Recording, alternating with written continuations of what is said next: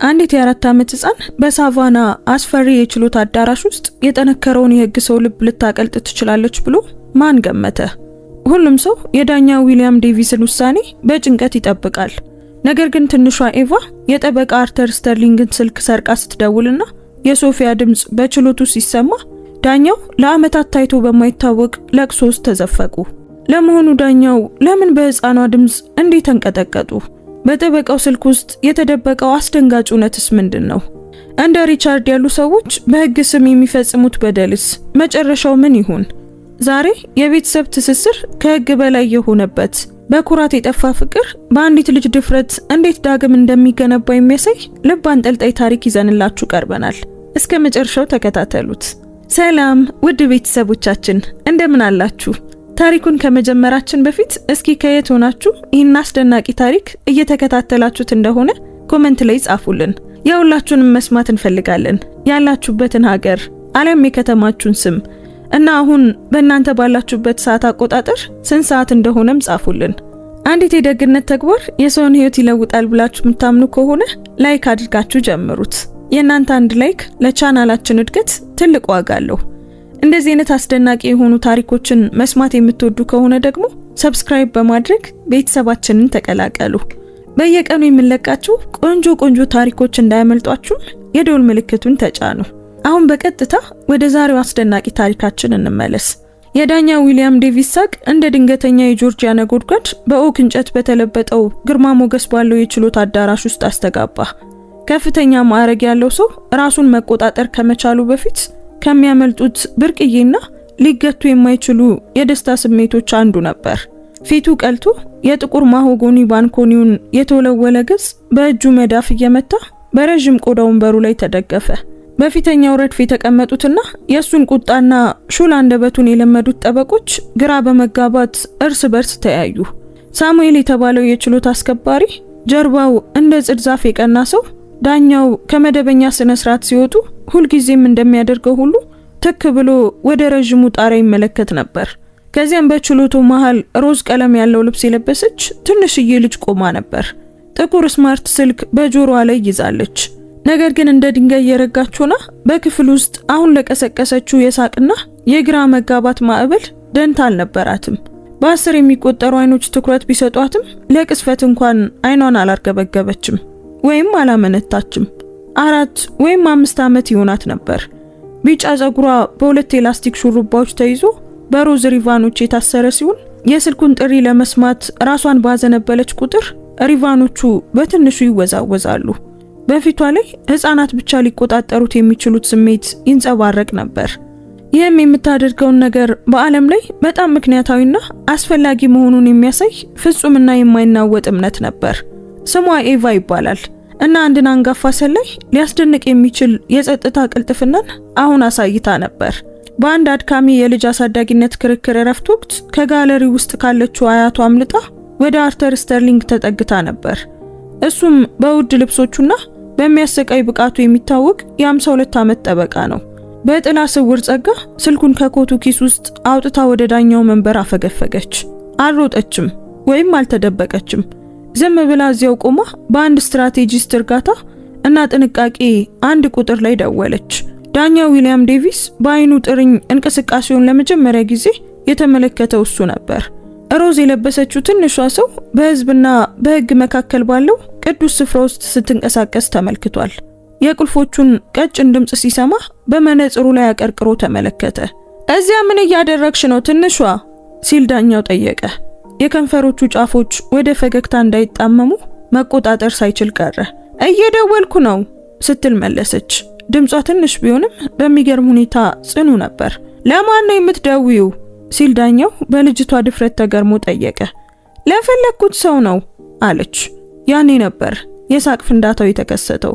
ያኔ ነበር ሳሙኤል በጣሪያው ንጣፎች ላይ መጽናኛን የፈለገው እና ጠበቆቹም የችሎቱ ክብደት ለጊዜው መቆሙን የተረዱት። የተሰረቀው ስልክ ባለቤት የሆነው አርተር ስተርሊንግ እንኳን ለመቃወም አፉን ከፍቶ ነበር። ነገር ግን መልሶ ዘጋው እና እንዲህ ባለው ንጹህ የልጅነት ተግዳሮት ፊት ዝምታን መምረጥ ብልህነት መሆኑን ወሰነ። ለፈለግሽው ሰው መደወል ትችያለሽ አለ ዳኛ ዊሊያምስ።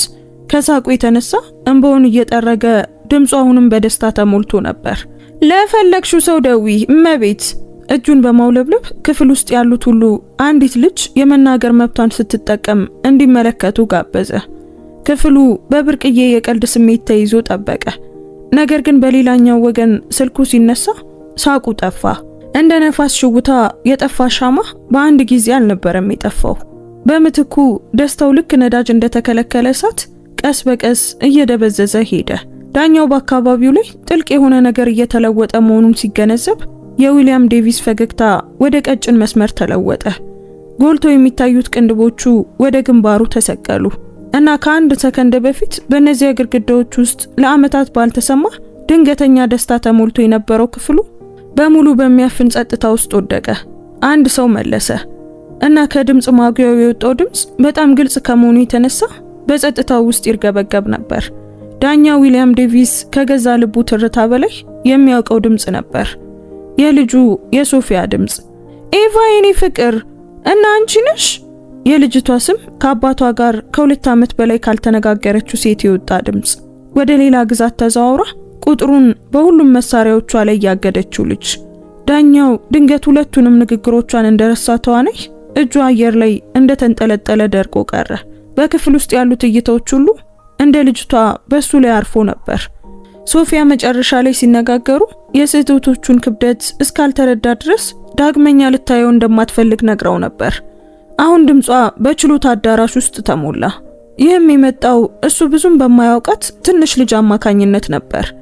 ኤቫ ስልኩን በሁለቱም እጆቿ ይዛ ትኩረቷን ዳኛው ላይ አድርጋ ሙሉና የማይናወጥ ትኩረት በታየበት ሁኔታ ትመለከት ነበር። እማዬ! ኤቫ ጮኸች እና በዚች አንዲት ቃል የችሎት አዳራሹ ይህ ከእንግዲህ ቀልድ እንዳልሆነ ተረዳ። በዚያ በጥቅምት ወር ማክሰኞ በሳቫና የችሎት አዳራሽ ውስጥ ምን እየተከናወነ እንደሆነ ለመረዳት ብዙ ዓመታትን ወደ ኋላ መመለስ ያስፈልጋል። እርጥበቱ ሰውን እስኪያፍን ድረስ በጣም በበረታበትና የአየር ማቀዝቀዣው በትክክል በዚያ ቅስፈት ስራ ባቆመበት በአንድ ነሐሴ ወር አስቸጋሪ ከሰዓት በኋላ ወደ ዳኛ ዊሊያም ዴቪስ የግል ቢሮ መመለስ ያስፈልጋል። ሶፊያ በመስኮቱ ፊት ቆማ እጆቿን አጣጥፋ ፊቷ በቀዝቃዛ ቁጣና በድካም ተሸፍኖ ነበር። በ31 ዓመቷ የተከበረች የህፃናት ሐኪም ነበረች። ነገር ግን በዚያ ክፍል ውስጥ ከቀዝቃዛ ህጎች በስተቀር በምንም ለማይመራ ሰው ትንሽ ፍትህ እንደምትለምን ህፃን ተሰምቷት ነበር። ስለ ኤቫ ደህንነት አባቷን ለመለመን ወደ ትውልድ ከተማዋ ተመልሳ ነበር። የቀድሞ ባለቤቷ ሪቻርድ ትንሿን ልጅ እንደ ግፊት መሳሪያ እየተጠቀመባት ነበር። እያንዳንዱን ስምምነት ችላ በማለትና ያለ ቅድመ ማስጠንቀቂያ ለሳምንታት ከናቷ አርቆ ያቆያት ነበር። ዊሊያም ልጁን ያዳመጠው በችሎት ውስጥ እያንዳንዱን እንግዳ እንደሚያዳምጥበት አይነት ዝግ፣ ተቺና ራቅ ባለ ስሜት ነበር። ንግግሯን ስታበቃ ሁኔታው ውስብስብ እንደሆነና ወገንተኛ መሆን እንደማይችል፣ ምክንያቱም ሙያዊ ታማኝነቱን እንደሚጎዳ ነገራት። ሪቻርድ ለዓመታት የሚያውቀው ሰው እንደሆነና ሁሉንም ነገር በህጋዊ መንገድ ብቻ መፍታት እንዳለበት ገለጸ። ሶፊያ ዝምታው ሊፈነዳ እስኪቃረብ ድረስ ለረጅም ጊዜ ትኩር ብላ አየችው። እርዳታ እንደማታደርግልኝ እየነገርከኝ ነው ስትል በሹክሹክታ ጠየቀች። ህጎችን መከተል እንዳለብሽ እየነገርኩሽ ነው ሶፊያ ሲል መለሰላት። በዚያው ቅስፈት ድምጿ እንደ በረዶ ቁራጭ አየሩን ሰነጠቀው። ኤቫ 3 ዓመቷ ነው አባዬ። 3 ባለፈው 3 ሳምንት ሪቻርድ ኃላፊነቱን ባለመወጣቱ ምክንያት የምታርፍበት አስተማማኝ ጣሪያ በሌለበት ሙሉ በሙሉ አሳዛኝ በሆነ ሁኔታ ውስጥ አሳልፋለች። በጎዳና ላይ ባልታወቀ ሁኔታ 3 ዓመት መኖር እና አንተ ደግሞ ስለ ስነ ስርዓት ታወራኛለህ። ዝምታው የጀመረው ያን ቀን ነበር። እሷ ጥላው በሄደችበትና እሱንም ከተከበረ ተአማኒነቱ ጋር ብቻውን በተወቹ ቀን። ነገር ግን ወራት ወደ ዓመታት ሲቀየሩ ዝምታው እየጠነከረና እየከረረ ሄደ። በየቀኑ ብቻውን በሚመገበው ራትና በዝምታ ቤት ውስጥ በሚያሳልፋቸው በዓላት ሁሉ በመካከላቸው እንደሚቀመጥ ሶስተኛ ሰው ሆነ። መጀመሪያ ላይ በዘመድ በኩል መልእክት በመላክ ተቀባይ ሳይከፍታቸው የሚመለሱ ደብዳቤዎችን በመጻፍ ለመቅረብ ሞክሮ ነበር። በየቀኑ ጧት ወደ ችሎት አዳራሽ አብሮት የሚሄደውን የዚያን ዝምታ ክብደት በትከሻው ላይ የሚያሰማው የህመም ስሜት ነበረው እና እዚያ ነበር። ኢቫ ጉሮሯን አጸዳች። በህይወት ውስጥ 3 ጊዜ ብቻ ነበር ያያት። አንዴ ስትወለድ አንዴ ደግሞ ከመለያየታቸው በፊት በነበረ አጭርና ውጥረት የሞላበት ጉብኝት ወቅት እና አንዴ ደግሞ ሶፊያ አይተው ጋሪውን በፍጥነት ወደ ሌላ አቅጣጫ ባዞረችበት ወቅት ከሩቅ ነበር ያያት። አሁን ፊቱ የቆመችው ሮዝ የለበሰችው ልጅ ያቺው ሕፃን ነበረች። የእናቷ አይነት ግትር አገጭና የእናቷ አይነት ኃይለኛ እንግዳና ብልህ አይኖች ያሏት ትንሽ ሰው ሆናለች። ዊሊያም የልጅ ልጁን ሲመለከት ችላ ሊባል የማይችል እውነት በቀስታና በሚያሰቃይ ሁኔታ በውስጡ መታየት ጀመረ። ይህች ልጅ ወደዚህ ቁጥር መደወል እንዳለባት እንዴት አወቀች? ለምን የሶፊያ የግል ስልክ ቁጥር በሪቻርድ ጠበቃ በአርተር ስተርሊንግ ስልክ ላይ ተቀመጠ? ለዚህ ጥያቄ መልስ ለማግኘት የቀረውን ከሰዓት በኋላ ሙሉ በሙሉ ማሰላሰል ያስፈልገው ነበር። እናም በመጨረሻ ሲረዳው ስለ ህይወቱና ስለ ስራው የነበረውን ግምት ሁሉ ይለውጠዋል። ነገር ግን አሁን ባለው ሁኔታ የሶፊያ ድምጽ ብቻ ይሰማል እና ኤቫ ስልኩን ወደሱ ይዛው ይታያል። እማዬ ትልቅ አዳራሽ ውስጥ ነኝ አለች ኤቫ በድምጽ ማጉያው እያስተጋባ። ፊት ለፊት ጥቁር የለበሰ ሰው አለ፣ እየሳቀ ነበር። በሌላኛው ወገን የእናቷ ድንጋጤና የጭንቀት ድምጽ እየሰማች ቆም አለች። አሁን ግን መሳቁን አቁሟል ኤቫ ቀጠለች። ጸጥ ብሎ የነበረው የችሎት አዳራሽ ትንፋሹን ይዋጣ ይመስላል። የዚህ አይነት ዝምታ የራሱ ይዘት ያለው የከበደ ውጥረት የነገሰበትና የማይረሳ ነው። ዊሊያም ለቅስፈት አይኖቹን ጨፈነ። በዚያ ቅስፈት እሱ የ23 ዓመት ልምድ ያለው ዳኛ አልነበረም። ጠበቆች ስሙን የሚፈሩት ሰው አልነበረም። በባዕድ ሰዎች በተሞላ አዳራሽ ውስጥ የልጅ ልጁ ስሙን የምትጠራው የ61 ዓመት ሰው ብቻ ነበር። አይኖቹን ሲከፍት ኤቫ ስትመለከተው ነበር። የፈራች አትመስልም። ሕፃናት የትላልቅ ሰዎችን ነፍስ ለመገመት በሚጠቀሙበት በዚያ ጥልቅና ማጣሪያ በሌለው እይታ ተመለከተችው። የማወቅ ጉጉቷን ወይም ፍርዷን ለመቀበል የሚያስችል ማህበራዊ ብልሃት አልነበራትም። ዝም ብላ አየችውና ምን እንደሆነ ወሰነች። ኦ አንተ አያቴ ዊሊያም ነህ ስትል ጠየቀች። ጥያቄው እንደ ፈንጂ ነበር። ህጋዊ የሆነ ትክክለኛ መልስ አለ፣ ከዚያም ደግሞ እውነቱ አለ። እኔ ነኝ አለ ከታሰበው በላይ በጎረነነና በተሰባበረ ድምጽ። ኤቫ ለረጅም ጊዜ አሰበችበት። ራሷን ስትነቀንቅ ሹሩባዎቿ ተወዛወዙ። ወደ ስልኩ ተመለሰች። እማዬ እሱ ነው። ሌላ ቆይታ ተከተለ።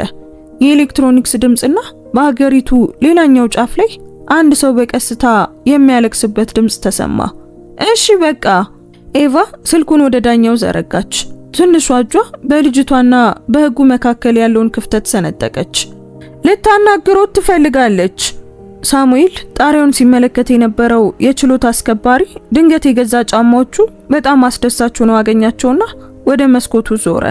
በፊተኛው ረድፍ የነበሩ ጠበቆችም በህዝብ ፊት የተገለጠውን የሰው ልጅ ልብ ላለማየት ሲሉ የማይረቡ ነገሮችን በመጻፍ በማስታወሻ ደብተራቸው ላይ አተኩረው ነበር። ዳኛ ዊሊያም ዴቪስ በዚያ ችሎት ማንም ሲያደርገው አይቶት የማያውቀውን ነገር አደረገ።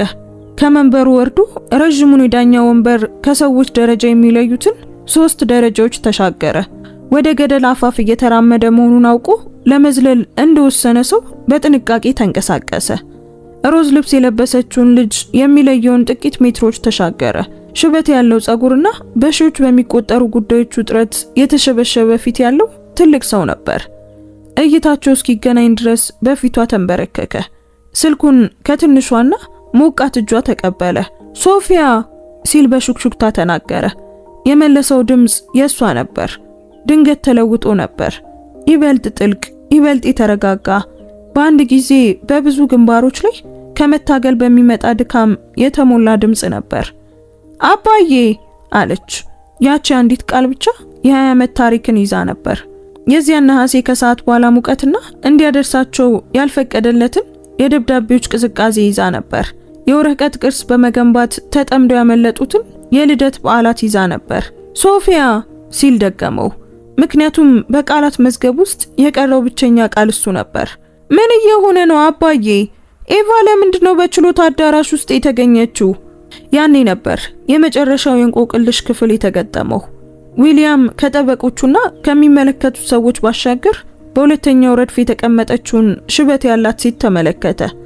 ትልቅ ቦርሳ ጨብጣ ነበር እና ፊቷ ላይ የጥፋተኝነት ስሜትና የጽኑ ውሳኔ ድብልቅልቅ ያለ ስሜት ይታይ ነበር። እሷ ማርጋሪት ነበረች፣ የቀድሞ ሚስቱ። የራሳቸው ፍቺ ከተጠናቀቀ በኋላ ለአመታት ካላናገራት ሴት ጋር። ኤቫን ወደዚያ ያመጣቻት እሷ ነበረች። የህግ ሰው የሆነው ግለሰብ ከስጋና ከደም ሰው ጋር የሚጋፈጥበትን ጊዜ እየጠበቀች ነበር።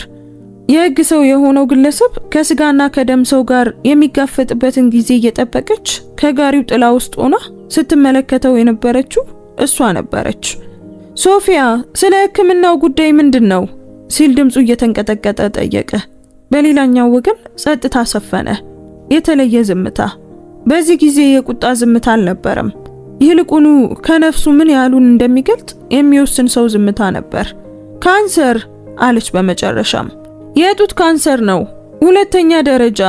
ለ4 ወራት ያህል በኬሞቴራፒ ላይ ነኝ። ዊሊያም ሊሆን ይችላል ብሎ ካሰበው በላይ ክፍሉ ይበልጥ ጸጥ ያለ ይመስላል። በገዛ ችሎቱ ወለል ላይ እንደ ዳኛ ተቀመጠ። እጆቹ በጣም ከመንቀጥቀጣቸው የተነሳ ስልኩን በሁለቱም እጆቹ ለመያዝ ተገደደ። መቼ ልትነግሪኝ አስበሽ ነው? ሲል ጠየቀ። የትኛው ይበልጥ አስፈላጊ እንደሆነ ስትረዳ አባዬ ስትል መለሰች። አረፍተ ነገሩ እንደ አካላዊ ቦክስ መታው። ከ2 ዓመት በፊት የነገረችው ተመሳሳይ ነገር ነበር። አሁን ግን የሞትና የህይወት ትግል ክብደትን ተሸክሟል። ኤቫ ከአያቷ ጎን ቆማ እንግዳ በሆነና በዝምታ በተሞላ ስሜት ትመለከተው ነበር። ህፃናት የውድቀቱን ሂደት ባይረዱም እንኳን በዙሪያቸው ያሉ አዋቂዎች ሲፈርሱ የመረዳት መንገድ አላቸው። እጇን ዘርግታ የጥቁር ልብሱን እጅጌ ነካች። ትናንሽ ጣቶቿ ወፍራሙን ጨርቅ እየዳሰሱ ነበር። አያቴ አለች በቀስታ። ለብዙ 10 ዓመታት ባላፈሰሰው እንባ አይኖቹ መራስ ጀምረው ተመለከታት። እባክን እማዬ እንድትመጣ ትነግራታለህ? በዚያ ቅስፈት ዳኛ ዊሊያም ዴቪስ ለሚቀጥሉት 10 ዓመታት በሳቫና የህግ ማህበረሰብ ዘንድ መነጋገሪያ የሚሆን ውሳኔን ወሰነ። ሳሙኤልን ተመልክቶ ችሎቱ ላልተወሰነ ጊዜ እንዲቋረጥ ነገረው። አርተር ስተርሊንግና ሌሎቹን ጠበቆች ከደንበኞቻቸው ጋር በተለያየ ክፍል እንዲጠብቁ ነገራቸው። ሌሎች ሰዎች ሁሉ ከችሎቱ አዳራሽ እንዲወጡ ጠየቀ። ከባድ በሮች በመጨረሻም ተዘግተው ክፍሉ በሱ በኤቫና በማርጋሬት ብቻ ሲቀር ዊሊያም እንደ ተንበረከከ ቆየ። እጆቹን ዘረጋና ከጥቂት የጥንቃቄ ምልከታ በኋላ ኤቫ ወደ እጆቹ ገባች። በስትሮበሪ ሻምፖና የክሬዮን ሽታ ይሸታት ነበር። ትንሽና ቀላል ነበረች። ነገር ግን ለዊሊያም እስካሁን ከተሸከማቸው ኃላፊነቶች ሁሉ የከበደች መሰለው። ፊቱን በፀጉሯ ውስጥ ቀብሮ በመጨረሻ የለቅሶ ድምጽ እንዲወጣ ፈቀደ። ደረቱን የሚቀዱና እርቃኑን ያስቀሩት አስከፊና ልብ ሰባሪ ለቅሶች ነበሩ። አልራቀችም። በትናንሽ እጆቿ አንገቱን አቀፈችው እና እሱ ቀሪ ህይወቱን ሊመጥነው በሚሞክር ትዕግስት ጠበቀችው። ጥሪው አሁንም እንደቀጠለ ነበር። በሳቫናና በመቶዎች የሚቆጠሩ ኪሎሜትሮች ርቆ በሚገኝ የሆስፒታል ክፍል መካከል ያለው መስመር አሁንም ክፍት ነበር። ሶፊያ የአባቷን ለቅሶ ሰማች እና በ2 ዓመት ውስጥ ለመጀመሪያ ጊዜ በመካከላቸው የነበረው የበረዶ ግድግዳ የመጀመሪያዎቹ ስንጥቆች መታየት ጀመሩ። ህይወት ዊሊያም እንደተረዳው እንደ ችሎት አልነበረም። ዝም ብሎ ውሳኔ ሰጥቶ ጉዳዩ እንዲዘጋ መጠበቅ አይቻልም።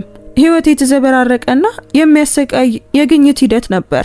ሁሉ ጊዜም ትርጉም የማይሰጡ የረጅም ሌሊቶች ምስክርነቶች እና ፍትህና ምህረት ብዙ ጊዜ አንድ መሆናቸውን መረዳት ነው። በዚያው ምሽት ኤቫ በማርጋሬት ቤት የእንግዳ ማረፊያ ክፍል ውስጥ ካንቀላፋች በኋላ ዊሊያም የቀድሞ ሚስቱ ኩሽና ውስጥ የጸጸት ጣዕም ያለውን ቡና እየጠጣ ተቀመጠ። ማርጋሬት ችግሮችን በካፌና በዝምታ የምትፈታ ሴት ነበረች። በፊቱ ተቀምጣ በጥንቃቄ ነገር ግን ያለ ጥላቻ ትመለከተው ነበር። ስራና ኩራት ከመለያየታቸው በፊት ለ18 ዓመታት በትዳር ቆይተዋል። ታውቂ ነበር አለ ዊሊያም በጽዋ ውስጥ ያለውን ጥቁር ፈሳሽ እየተመለከተ። ታማ እንደነበረ አውቅ ነበር። አዎ ስትል ማርጋሬት መለሰች። እናም እንዳልነግርህ ስለጠየቀችኝ አልነገርኩህም። ከራስ ፍላጎት ተነስተ ከመንበር ቀና ብለህ እንደሆነ ለማየት ፈለገች። የልጅ ልጅ ማን እንደሆነች እንኳን ታውቅ እንደሆነ ማየት ፈለገች። ዊሊያም እጆቹን ተመለከተ። በሺዎች የሚቆጠሩ ትዕዛዞችን የፈረሙ ለዓመታት ልጁን ያልያዙ እጆቹን። በደልኳት ማርጋሬት እና ሁላችሁንም በደልኩ። አዎ አደረከው ስትል በቀላሉ መጽናኛ ሳትሰጠው በሐሳቡ ብቻ ተስማማች።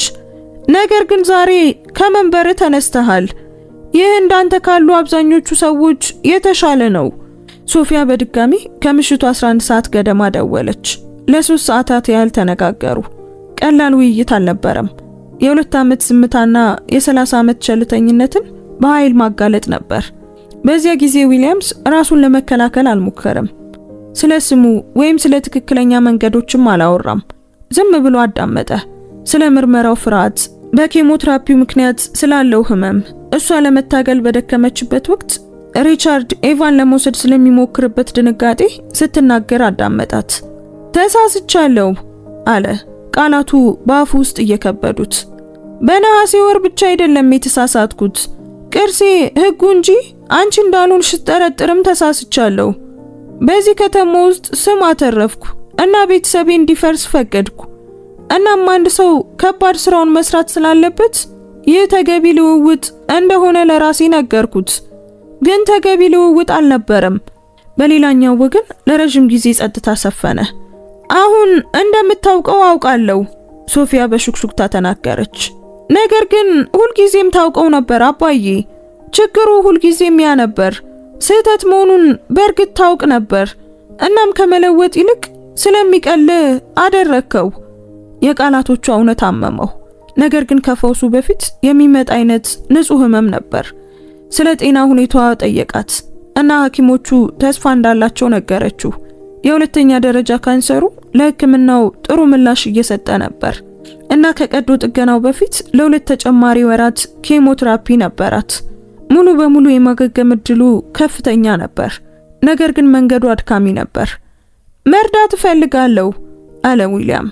እንዴት እንደሆነ አላውቅም፣ ግን እዚያ መገኘት እፈልጋለሁ። ሶፊያ ወዲያውኑ አልመለሰችም። ዝምታው ቀጠለ። ነገር ግን በዚህ ጊዜ ግድግዳ አልነበረም፣ ጡብ በጡብ የሚገነባ ድልድይ ነበር። ኤቫ ወደደችህ አለች በመጨረሻም። በአርተር ስልክ ውስጥ ስምህን ስላገኘች ደወለችልህ። ስልክ ቁጥር ለምን በእሱ አድራሻ ውስጥ እንደነበር ታውቃለህ? ዊሊያም አይኖቹን ጨፈነ። ምክንያቱም እሱ የሪቻርድ ጠበቃ ስለሆነና አንቺ በታመምሽበት ወቅት ሪቻርድ ሙሉ አሳዳጊነትን ለማግኘት ክስ ስለመሰረተ ነው። አዎ አለች ሶፊያ። እናም የአያቷን የዊሊያምን ስም የምታውቅበት ብቸኛ ምክንያት እኔ ተቆጥቼ እንኳን ስለሱ ማውራቴን ስላላቆምኩ ነበር። ምንም እንኳን በድንጋይ ህንጻ ውስጥ የሚኖር ሰው ቢሆንም አያት እንዳላት እንድታውቅ ፈልጌ ነበር። በማግስቱ ጧት ዊሊያም ቀድሞ ወደ ችሎት ሄደ። ነገር ግን በመንበሩ ላይ ለመቀመጥ አልነበረም። ወደ ጽህፈት ቤት ሄደና ከሪቻርድ ወይም ከሶፊያ ጋር የተያያዙ ማንኛውንም ጉዳዮች እንዳይመለከት ራሱን ለማግለል ሰነዶችን አስገባ። የሱ ተሳትፎ አሁን የጥቅም ግጭት እንደሆነ ያውቅ ነበር። እናም በስራ ዘመኑ ለመጀመሪያ ጊዜ ሊያስከትል ስለሚችለው ወሬ ደንታ አልነበረውም። ከዚያም ለብዙ ሰዓታት በማህደር ክፍል ውስጥ አሳለፈ። ይህም የካውንቲው ታሪክ በሳጥኖችና ማህደሮች ውስጥ በሚቀመጥበት አቧራማ የምድር ውስጥ ክፍል ነበር። ሪቻርድ የችሎቱ ወዳጅ ስለነበር ለዓመታት ችላ ብሏቸው የነበሩትን የባህሪ ንድፎች በመፈለግ የሪቻርድን የቀድሞ የክስ መዝገቦች ፈተሸ። በትክክል የጠበቀውን አገኘ። ያልተጠበቁ ቃላቶች፣ ያልተከፈሉ ዕዳዎችና የህግ ስርዓቱን ደካሞችን ለማጥቃት እንደ መሳሪያ የሚጠቀምበትን የማታለል ዝንባሌ አገኘ። ዊሊያም ፋይሎቹን ለመለወጥ ኃይሉን አልተጠቀመም። ይልቁኑ ጉዳዩን የሚረከብ ማንኛውም ዳኛ እውነቱን በግልጽ እንዲያየው አደራጀው። ማህደር ክፍል ውስጥ እያለ ሃሮልድ የተባለ አረጋዊ አገኘ። ሃሮልድ ለ30 ዓመታት ያህል የማህደር ባለሙያ ሆኖ የቆየ በአሮጌ ክሶችና በተረሱ ወንጀሎች መካከል የሚኖር ሰው ነበር። ዊሊያም ሲሰራ በዝምታና በማወቅ ጉጉት ተመለከተው። በመጽሐፍ ውስጥ ሊያገኙ የማይችሉትን ነገር እየፈለጉ ነው ክቡር ዳኛ አለ ሃሮልድ በሳጥኖቹ ክምር ላይ ተደግፎ። ዊሊያም በደከሙ አይኖች ቀና ብሎ ተመለከተ። ህጉን ለማየት ተጠምጄ ሳለ ያመለጡኝን የታሪክ ክፍሎች እየፈለኩ ነው። ሃሮልድ በቀስታ ራሱን ነቀነቀ። ህጉ ካርታ ነው ጌታዬ፣ ነገር ግን ካርታው መሬቱ ላይ አይደለም። አንዳንድ ጊዜ ካርታውን አጣጥፎ በመሬቱ ላይ መራመድ ያስፈልጋል። ለዊሊያም ስለ ገዛ ልጆቹ፣ ስለ 2 ሴት ልጆቹና ስለ ወንድ ልጁ ነገረው እና እዚያ በታች ወረቀቶችን በማቀናጀት ላይ ስለነበረ የምረቃ በዓላቸው እንዴት እንዳመለጠው ነገረው። ጥሩ አቅራቢ የሆንኩ መሰለኝ አለ ሃሮልድ። ነገር ግን ልጆች አቅራቢ አይፈልጉም። እነሱ ምስክር ይፈልጋሉ። ሲያድጉ የሚያያቸው ሰው ይፈልጋሉ። ዊሊያም ከማህደር ክፍሉ ሲወጣ እነዚያን ቃላት ይዞ ወጣ። ለ23 ዓመታት የፍትህ አቅራቢ እንደነበረ እንጂ የማንም ምስክር እንዳልነበር ተረዳ። ዓለምን የተመለከተው በዳኛ መነጽር ብቻ ነበር። ሰዎችንም በከሳሽና በተከሳሽነት ይመድባቸው ነበር። በመጨረሻም ሊሰበሩ የሚችሉ ልቦች ያላቸው የሰው ልጆች መሆናቸውን እስኪረሳ ድረስ ከችሎቱ ወጥቶ በትንሹ ግቢ ውስጥ ቆመና ከእርስ በርስ ጦርነቱ በፊት ጀምሮ እዚያ የነበረውን ጥንታዊ የኦክ ዛፍ ተመለከተ። ስሮቹ ጥልቅ፣ የተመሰቃቀሉና የተደበቁ ነበሩ። ጉሮሮን አጸዳ።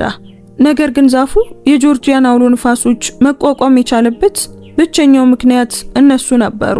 የገዛ ራሱን የሥራ ህይወት ቅጠሎች ሲያወዛውስ፣ የገዛ ስሮቹ ግን በጨለማ ውስጥ እንዲበሰብሱ ማድረጉን ተረዳ። በዚያው ቀን በአመቱ መጨረሻ ላይ ጡረታ ለመውጣት ወሰነ። በቂ የጡረታ አበልም ነበረው። እንዲሁም በሌላ ግዛት ውስጥ አባት የሚያስፈልጋት ሴት ልጅና ከመተኛቷ በፊት ተረት የሚያነብላት ሰው የምትሻ የልጅ ልጅ ነበረችው። የተከተሉት ሳምንታት የጉዞና የሽግግር ውዥንብሮች ነበሩ። ዊሊያም በመጨረሻዎቹ የኬሞቴራፒ ዑደቶች ወቅት ሶፊያን ለማየት 3 ጊዜ በረረ። የመጀመሪያው ጉብኝት የማይመችና ሁለቱም በረሱት ቋንቋ ለመነጋገር በሚሞክሩ ሁለት ሰዎች መካከል ባለው ውጥረት የተሞላ ነበር። በሆስፒታል ክፍል ውስጥ ለሚንተባተበው ንግግራቸው ዳራ በሆኑት የማሽን ድምጾች መካከል ተቀመጡ። ነገር ግን ኤቫ እዚያ ነበረች። እናም ኤቫ ለውጥረቱ ደንታ አልነበራትም። አያቷ ዊሊያም ድራጎኖችን እንዲስልላትና እንቆቅልሾችን እንድትፈታ እንዲረዳት ጠየቀችው። ቂም መያዝ ካልተማረች ሕፃን በሚመነጭ ተፈጥሯዊ ጸጋ ሁልጊዜም እዚያ እንደነበር አድርጋ አስተናገደችው። በሶስተኛው ጉብኝት ወቅትም በረዶ ቀለጠ። ዊሊያም እና ሶፊያ ስለ ልጅነት የካምፕ ጉዞ ትዝታ እያወቁ አብረው ሲስቁ ተገኙ። ለጥቂት ጊዜም የሆስፒታሉ ክፍል ጠፋ። አሁን በማገገም ላይ ባለው የጋራ ታሪክ ሙቀት ተተካ። በሶስተኛው ጉብኝቱ የመጨረሻ ቀን ሶፊያ በጣም አስቸጋሪ ከሆነ የሕክምና ክፍለ ጊዜ በኋላ እረፍት ላይ ነበረች። ዊሊያም ኤቫን በአቅራቢያው ወዳለ ፓርክ ወሰዳት። ፀሐይ በጀርባ ላይ እንደ ሞቃት ብርድ ልብስ የሚሰማት ውብ ከሰዓት በኋላ ነበር። ኤቫ በማያልቅ በሚመስል ጉልበት በሳር ሜዳው ላይ ሮጠች። ዊሊያም በእንጨት ወንበር ላይ ተቀምጦ ሲመለከት ለብዙ 10 ዓመታት ያልተሰማው ሰላም ተሰማው። ስለ ቅርሱ ወይም ስለ ስሙ አያስብም ነበር። ዝም ብሎ የልጅ ልጁ በፀሐይ ብርሃን ስትጫወት የሚያይ አያት ነበር። ኤቫ ፊቷ ቀልቶና አይኖቿ በርተው ወደሱ ሮጣ መጣች። በእጇ አንድ ነገር ይዛ ነበር። አያቴ ተመልከት አለች። ትንሽ ግራጫ ድንጋይ ለማሳየት መዳፏን ከፈተች። ለስላሳና ቀጭን፣ በማንኛውም የሀገሪቱ ፓርክ ውስጥ በሺዎች የሚገኝ ተራ ድንጋይ ነበር። ነገር ግን ለኤቫ ሀብቷ ነበር። ላንተ ነው አለችው። እኔ በሌለሁበት ጊዜ አብሮህ እንዲኖር እያለች በእጁ ላይ አጣበቀችው። ዊሊያም በእጁ መዳፍ ላይ ያለውን ድንጋይ ተመለከተ። ለዓመታት በንፋስና በውሃ የተወለወለ በመሆኑ ሲነኩት ቀዝቃዛ ነበር። እስካሁን ካገኛቸው ነገሮች ሁሉ በጣም ውድ የሆነው እሱ መሆኑን ተረዳ። ዋንጫ ወይም የምስክር ወረቀት አልነበረም። እሱ እንዳለ ያየችውና ሊጠብቅ የሚገባው መሆኑን የወሰነች አንዲት ሕፃን የሰጠችው ንጹህና ቅድመ ሁኔታ የሌለው የፍቅር ስጦታ ነበር። አመሰግናለሁ ኤቫ አለ፣ ድምፁ በስሜት እየተሰባበረ።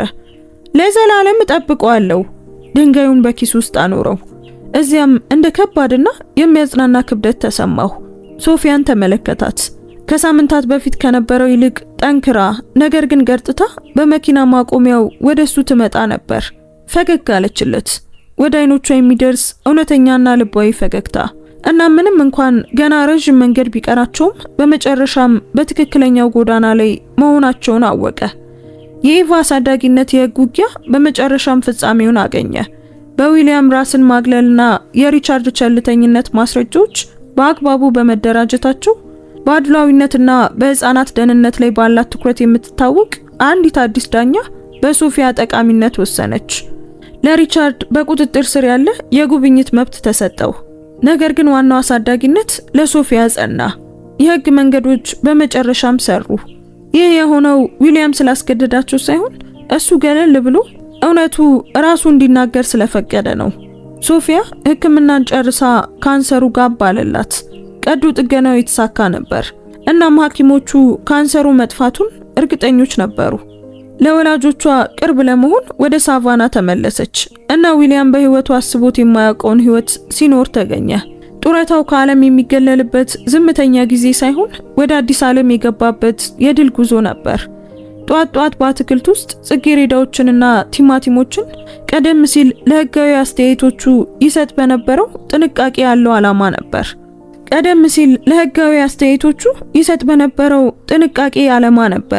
ከሰዓት በኋላ ደግሞ ኤቫን ከትምህርት ቤት እየተቀበለ ወደ ቤተ መጻሕፍት ወይም ወደ ፓርክ በመውሰድ ያሳልፍ ነበር። በህይወቱ ውስጥ ዘላቂ መኖሪያ ሆነ። ሁሉ ጊዜም እዚያ የሚገኝ ሰው። ሃሮልድ ስለራሱ የተናገረው የእድገቷ ምስክር ሆነ። ብስክሌት መንዳት፣ በረግረግ ቦታዎች አሳ ማጥመድ እና በጥሩ ታሪክና በእውነተኛ ታሪክ መካከል ያለውን ልዩነት አስተማራት። አክስቷና ሶፊያም እዚያ ነበሩ። ጤንነቷ ተመልሶ ከአባቷ ጋር ያላት ግንኙነት በሐቀኝነትና በጋራ ድክመት መሰረት ላይ እንደገና ተገነባ። አንድ ቅዳሜ ጧት ኤቫ የ7 ዓመት ልጅ ሳለች ከአያቷ ጋር በኩሽና ጠረጴዛ ላይ ተቀምጣ የእህል ቁርስ እየበላች የባህር ኤሊ ስዕል ትቀባ ነበር። ቆም ብላ ተመለከተችው። ፊቷ ከዓመታት በፊት በችሎት አዳራሽ ውስጥ ተጠቅማበት ወደ ነበረው ያ የሚታወቅ ቁም ነገረኛ መልክ ተለወጠ። አያቴ ያንን ቀን በትልቁ አዳራሽ ውስጥ ሆኜ ወደማየ የደወልኩበትን ቀን ታስታውሷለህ? ስትል ዊሊያምን ጠየቀችው። ፈገግ አለ። ትዝታው አሁንም በህሊናው ውስጥ ግልጽ ነበር። በየቀኑ አስታውሷለሁ ኤቫ። ለምንድን ነበር የሳከው? ስትል አጥብቃ ጠየቀች። ዊሊያም አገጩን በእጁ ደግፎ ወደፊት ተጠጋ። ምክንያቱም እኔ በዛ ክፍል ውስጥ በጣም አስፈላጊው ሰው እንደሆንኩ አስቤ ነበር አለ በዝቅተኛ ድምጽ። አንቺ ግን እንዳልሆንኩ አስታወሽኝ። ወይም አያት መሆን ዳኛ ከመሆን እጅግ የላቀ መሆኑን አስታወሽኝ። ኤቫ ራሷን ነቀነቀች። ልክ ፍጹም ምክንያታዊ ማብራሪያ እንደሆነ ሁሉ። በመደወሌ ደስ ብሎኛል አለች ወደ ስዕል መቀባቷ እየተመለሰች። እኔም ደስ ብሎኛል ኤቫ። ዊሊያም ሲመለከታት ባለፉት ዓመታት በችሎት ውስጥ ያለፉትን በሺዎች የሚቆጠሩ ሰዎችን አሰበ። በአንድ ብዕር ጭረት የቀየራቸውን ህይወቶችና በውሳኔዎቹ የነካቸው ቤተሰቦችን አሰበ። በእነዚህ አብዛኞቹ ዓመታት በረቂቅ ዓለም ውስጥ የሚኖር የወረቀትና የቀለም ሰው እንደነበር ተረዳ። አሁን ግን በፈገግታ በለቅሶና በትንሽ ድንጋዮች ዓለም ውስጥ የሚኖር የስጋና የደም ሰው ሆኗል። እስካሁን ካሳለፋቸው ውሳኔዎች ሁሉ በጣም አስፈላጊው ያ ዳኛ መሆኑን ትቶ የሰው ልጅ መሆን የጀመረበት የጥቅምት ወር ማክሰኞ ውሳኔ መሆኑን ተረዳ። እሱም ህይወቱንና በጣም የሚወዳቸውን ሰዎች ህይወት ያዳነ ትልቅ ውሳኔ ነበር። ፀሐይ በሳቫና ረግረጎች ላይ መጥለቅ ጀመረች። በኩሽናው ላይ ረጅም ወርቃማ ብርሃን እየፈነጠቀች ነበር። ዊሊያም ተነስቶ የቁርስ ሳህኖችን በዝግታ ግን በጽኑ እንቅስቃሴዎች መሰብሰብ ጀመረ። የዓመታት ክብደት በመገጣጠሚያዎቹ ላይ ይሰማው ነበር። ነገር ግን በልብ ውስጥ በዓለም ክብር ሁሉ የማይለወጥ ቅልጥፍና ተሰማው። በመስኮት ሲመለከት ማርጋሬት ለሳምንታዊ የቤተሰብ እራት በመኪና ስትመጣ አየ። አሁን ባልና ሚስት አይደሉም፣ ነገር ግን በልጅ ልጃቸው የጋራ ታሪክ የተሳሰሩ ጓደኛ ማቾች ነበሩ። ከበፊቱ ባልተናነሰ እውነተኛ በሆነ መንገድ ዳግመኛ ቤተሰብ የሚሆኑበትን መንገድ አግኝተዋል። ሶፊያ ከጥቂት ደቂቃዎች በኋላ ደረሰች። መልኳ የሚያበራና በእውነተኛ ህይወት የተሞላ ነበር። አባቷን አቀፈችው። ይህ በሺዎች የሚቆጠሩ ያልተባሉ ይቅርታዎችንና በሚሊዮን የሚቆጠሩ የጋራ ተስፋዎችን የሚገልጽ ረጅምና ጠንካራ አቅፍ ነበር። ዛሬ እንዴት ነህ? ሶፊያ ኤቫን በራሷ እየጠቆመች ጠየቀች። ዛሬ እንዴት ነበር? ሶፊያ ኤቫን በራሷ እየጠቆመች ጠየቀች። እንደ ሁልጊዜው ብልህ ናት ሲል ዊሊያም ቀለደ። አሁን ስለ ባህር ኤሊ ድንቅ ስራን እየሰራች ነው። ሶፊያ ሳቀች። ለዊሊያም ጆሮ እንደ ሙዚቃ የሆነ ድምጽ ነበር። እራቱን አብሮ ማዘጋጀት ጀመሩ። ኩሽናው በአትክልት መክተፍ ድምጽና በተጠበሰ ዶሮ መዓዛ ተሞላ። ቀላልና ተራ ትዕይንት ነበር፣ ነገር ግን ለዊሊያም ተአምር ነበር። በመጨረሻ እየገነባው ያለው ቅርስ ይህ ነበር። በአንድ ጊዜ አንድ ራትና አንድ እቅፍ። ቤተሰቡ ለመብላት ሲቀመጥ ዊሊያም በጠረጴዛው ዙሪያ ተመለከተ። እሱ በራሱ ላይ ተስፋ በቆረጠበት ጊዜ እንኳን በሱ ላይ ተስፋ ያልቆረጠችውን ማርጋሬትን አየ። ሶፊያን ከደሞዝ በላይ የሆነ ነገር እንዲሰጣት ለመጠየቅ ደፋር የነበረችውን ልጁን አየ። ስልክ ሰርቃ የታሪክን ሂደት የቀየረችውን ኤቫንም አየ። የፈለገችውን ለመጥራት ለደፈረችው ሮዝ ልብስ ለለበሰችው ትንሿ ሴት ጥልቅ ምስጋና ተሰማው። እሷ ወደ ራሱ መልሷለች። እናም ይህን በማድረጓ አንድ ሰው ሊቀበለው የሚችለውን ታላቁን ስጦታ ሰጥተዋለች። ይህም ነገሮችን በትክክል ለማስተካከል ሁለተኛ እድል ነው። ከራት በኋላ ከዋክብት በጆርጂያ ሰማይ ላይ ብቅ ማለት ሲጀምሩ ዊሊያም ከኤቫ ጋር በረንዳው ላይ ባለው ዥዋዥዌ ላይ ተቀመጠ። እንደ ምሽት ሲምፎኒ ከሚሰማው የኩርኩር ድምጽ ጋር በቀስታ ይወዛወዙ ነበር። አያቴ አለች ኢቫ በትከሻው ላይ ተደግፋ በሹክሹክታ። አያቴ እወድሃለሁ። ዊሊያም የትንሿን አካል ሙቀት እየተሰማው አይኖቹን ጨፈነ። እኔም እወድሻለሁ ኤቫ፣ በዓለም ላይ ካሉ መጽሐፍት ሁሉ በላይ እወድሻለሁ። ያኔ ህይወት ስለ ታላላቅ አዋጆች ወይም ስለ ጩኸት ድሎች እንዳልሆነ ተረዳ። ህይወት ማለት ስለነዚህ የመቀራረብ ቅስፈቶች በሚገባ በተኖረ ህይወት ውስጥ ስለሚሸመኑት ትናንሽ የፍቅር ክሮች እንደሆነ ተረዳ። እጁን ወደ ኪሱ ሰዶ ለስላሳውን ግራጫ ድንጋይ ዳሰሰ። ለ2 ዓመታት በየቀኑ አብሮት ይዞት ነበር። በእውነት አስፈላጊ ለሆነው ነገር ዘላቂ ማስታወሻ ነበር። ድንጋዩ ልክ እንደ ፍቅር መሆኑን ተረዳ።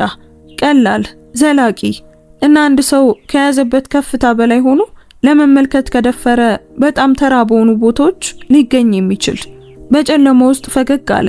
በመጨረሻም ወደ ቤቱ የሚወስደውን መንገድ ያገኘ ሰው። ዳኛው ሄዷል። አባትና አያት ግን በመጨረሻም ሙሉ በሙሉ ተገኝተዋል።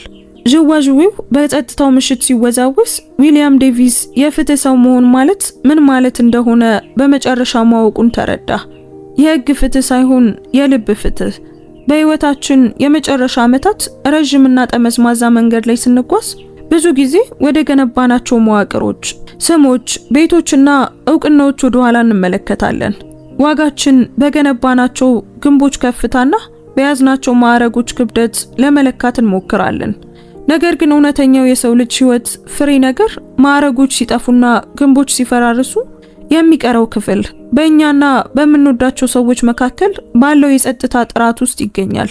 ለብዙዎቻችን በተለይም ስራ የሰው ነፍስ ዋና መገለጫ በነበረበት ዘመን ላደግን ብዙውን ጊዜ ማቅረብን አብሮ ከመገኘት ጋር እናደባልቅ ነበር።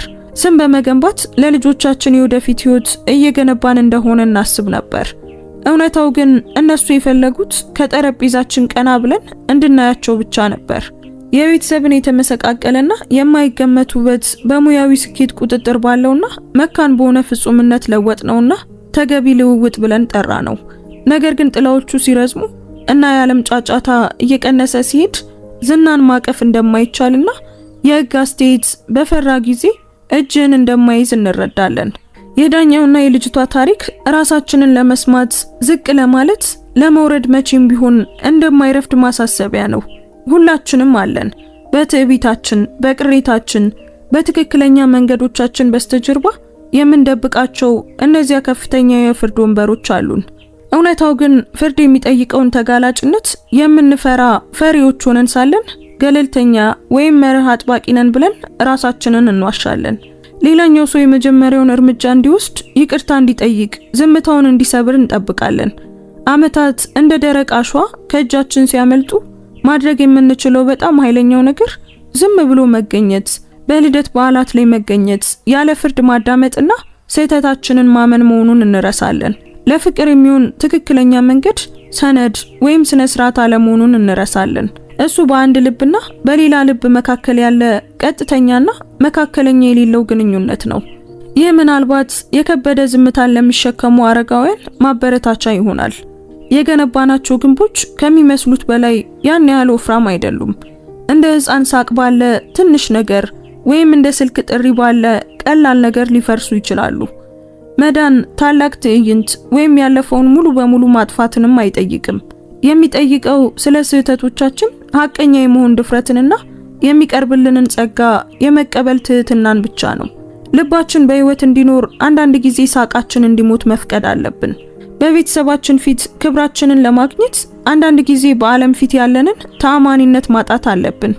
የምንተወው ቅርስ በችሎት ማደሮች ውስጥ ወይም ደግሞ በድርጅት መዝገቦች ውስጥ አይገኝም። እጁን በሚዘረጋበት ጊዜ እኛ ደግፈን ለመያዝ እዚያ እንደነበርን በሚያውቅ ሕፃን ትዝታ ውስጥ ይገኛል። በመጨረሻ ሁላችንም የምንከተልበት ቦታ የምንታወቅበት ጠረጴዛና የምንወደድበትን ዥዋዥዌ የምንፈልግ ተጓዦች ነን። የያዝናቸው ማዕረጎችና ያሸነፍናቸው ውጊያዎች በመጨረሻም ይረሳሉ። ነገር ግን ሰዎች እንዲሰማቸው ያደረግንበት መንገድ፣ የመገናኘታችን ሙቀትና የይቅርታችን ቅንነት በትውልዶች ውስጥ ያስተጋባሉ። ስለዚህ በገዛ ራስህ በገነባው መንበር ላይ ተቀምጠ ከሆነ ወደ ታች ተመልከት። እንድታያቸው እየጠበቁ በህይወት ጉድጓድ ውስጥ ያሉትን እነዛን ሰዎች ተመልከት። ማን መሆንን ለማስታወስ አንድ ሕፃን ስልክ እስኪሰርቅ ድረስ አትጠብቅ። ከደረጃዎቹ ውረድ፣ እጆችን ዘርጋ እና ማድረግ የምትችለው በጣም አስፈላጊው ነገር ዓለምን መፍረድ ሳይሆን የተሰጠህን ያችን ትንሽ ጥግ መውደድ መሆኑን ተረዳ። ምክንያቱም በዚያ ፍቅር ውስጥ በእውነት አስፈላጊ የሆነው ብቸኛ ፍትህና በጨለማ ውስጥ አብሮን የሚሆን ብቸኛ ሰላምን እናገኛለን። እኛ የምንታወቀው በተግባራችን ሳይሆን አባት፣ እናት ወይም አያት ብለው ለሚጠሩን ሰዎች ማን እንደሆንን በምናሳየው ነው የሚለው ቀላልና ጥልቅ እውነት ነው። ያ ደግሞ በንጹህ መልክ ሊተው የሚገባው ብቸኛው ቅርስ ነው። ልባችን በህይወት መኖሩን እንዲቀጥል አንዳንድ ጊዜ ሳቃችን እንዲሞት መፍቀድ አለብን። ውድ ቤተሰቦቻችን የዛሬው ታሪካችን ይህን ይመስል ነበር። ታሪኩን እንዴት አገኛችሁት? ወደዳችሁት? ምንስ ተማራችሁበት? እስኪ ኮሜንት ላይ ሐሳብ አስተያየታችሁን አስቀምጡልን። አንዲት የደግነት ተግባር የሰውን ህይወት ትቀይራለች ብላችሁ የምታምኑ ከሆነ ላይክ እና ሼር በማድረግ ለብዙ ሰዎች እንዲደርስ አድርጉልን። እንደዚህ አይነት አስደናቂ ታሪኮችንም መስማት የምትወዱ ከሆነ ሰብስክራይብ በማድረግ ቤተሰባችንን ተቀላቀሉ። በየቀኑ የምንለቃቸው ቆንጆ ታሪኮች እንዳያመልጧችሁ የደወል ምልክቱን ተጫኑ። እናመሰግናለን። እንወዳችኋለን። ቸር ቆዩን።